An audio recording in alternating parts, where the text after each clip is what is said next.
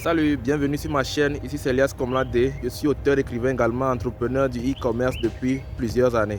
Sur ma chaîne, nous parlons business, nous parlons d'opportunités d'affaires, nous parlons également d'entrepreneuriat. Mais si tu es nouveau sur ma chaîne, je t'invite à faire deux choses. La première, abonne-toi à ma chaîne en cliquant sur s'abonner. Et la seconde, clique sur la cloche de notification afin de ne pas rater mes prochaines publications. Dans la vidéo d'aujourd'hui, je vais partager avec toi pourquoi il est important de se faire former. On ne réinvente pas la roue. La formation est un élément essentiel à la réussite des êtres humains que nous sommes. Vous savez, lorsque vous voulez entreprendre une activité qui est déjà existante, il y a des gens qui ont commencé avant vous. Et la meilleure façon de commencer cette activité, c'est de commencer à vous faire former auprès des pairs.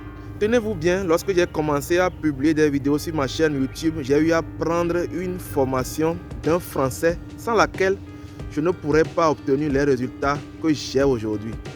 Je ne dis pas que cette formation a été complète, mais cela m'a servi de base pour pouvoir aller beaucoup plus vite. Et aujourd'hui, lorsque je prends un peu de recul, je peux dire avec certitude que sa formation a été pour moi d'une grande utilité. Et aujourd'hui, si je décide de former sur comment créer et développer son audience sur YouTube, je saurai ce qu'il faut en retrancher de sa formation et ce qu'il faut ajouter dans le but de parfaire ce qu'il a eu à me livrer. Et ne pas se faire former est vraiment dans votre désavantage. Parce que pour quelqu'un qui fait par exemple de la volaille et qui ne sait pas comment prévenir ces sujets de certaines maladies, lorsque les maladies vont atteindre ces sujets, cela lui sera bien évidemment fatal. Parce qu'il risque de perdre ses sujets, voire endetté. Chez nous, en effet, on dit que apprendre auprès des pairs n'est pas de l'envie, ni de la jalousie, mais c'est pour l'avancement commun. Et aller auprès des pairs pour se faire former ne doit pas être un sujet de honte.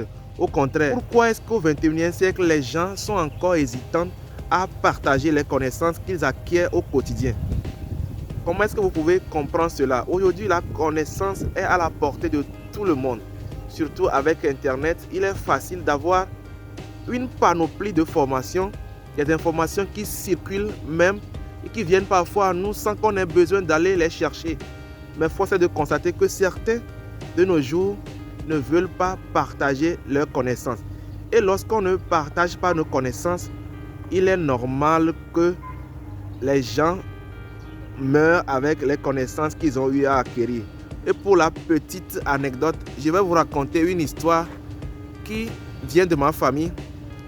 Mon grand-père paternel, dans les temps anciens, avait une méthode ou une manière qui lui permettait de permettre aux femmes qui veulent accoucher, mais qui ont nécessairement besoin de la césarienne, à ce que ces dernières puissent accoucher sans la césarienne. Mais cette connaissance, il ne l'a léguée à aucun de ses fils et il est parti avec.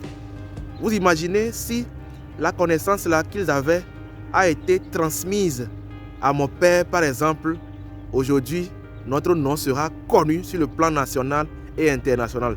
C'est d'ailleurs pourquoi j'invite les gens qui ont des connaissances à créer des chaînes YouTube, à créer des ateliers de formation afin de former les gens, transférer leurs connaissances et nous permettre de bénéficier de leur expérience afin de ne pas tourner dans tous les sens, mais aller au but lorsque nous souhaiterions entreprendre dans n'importe quelle activité que ce soit. Aux États-Unis, il est inconcevable qu'après une vie, une existence entière, l'on ne puisse pas produire un ouvrage.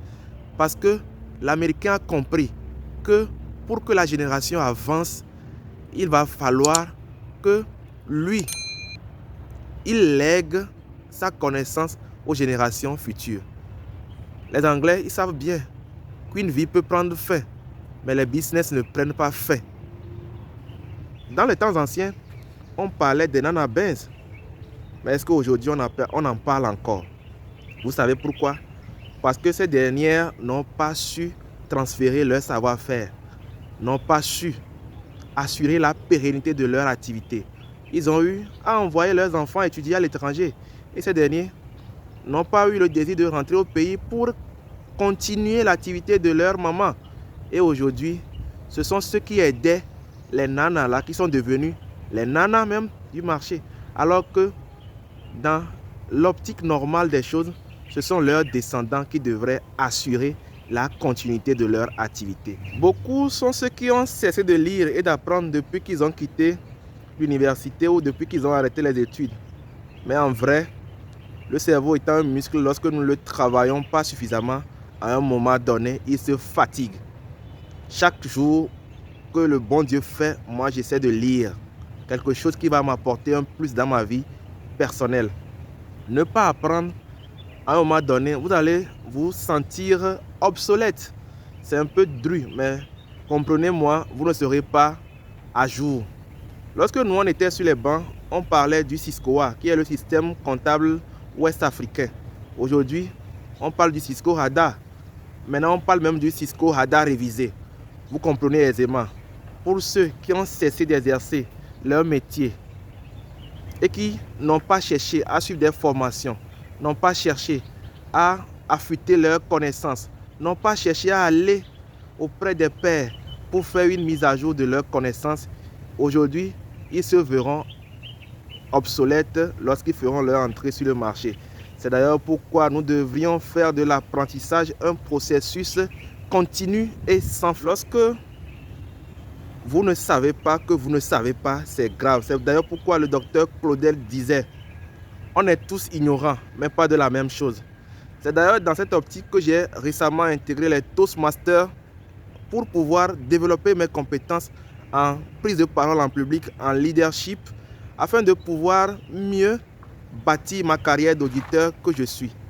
Pour ceux qui ne le savent pas, je suis auditeur de formation et j'exerce quand j'ai l'occasion. Aux jeunes gens qui me suivent, j'aimerais vous donner un conseil. Lorsqu'on est jeune, on est censé tout mettre en œuvre pour développer son potentiel.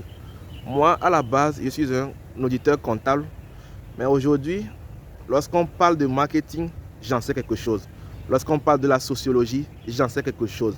Lorsqu'on parle de la psychologie, j'en sais quelque chose. Lorsqu'on parle de l'agriculture et de l'élevage, j'en sais quelque chose. Pas parce que je l'ai seulement étudié dans les livres, mais parce que je suis allé me faire former dans ces domaines lorsque j'en ai eu besoin. Et je vous invite à faire autant, de ne pas avoir honte d'aller auprès des gens pour leur demander des connaissances, des partages d'expériences. Ayez le courage de le faire car cela vous sera vraiment bénéfique. Ce sera tout pour la vidéo d'aujourd'hui. Si elle t'a plu, tu connais la formule, lâche un petit pouce bleu en l'air, partage-la auprès de toi et abonne-toi afin de ne pas rater nos prochaines publications. Sur ce, on se dit au revoir et à la prochaine.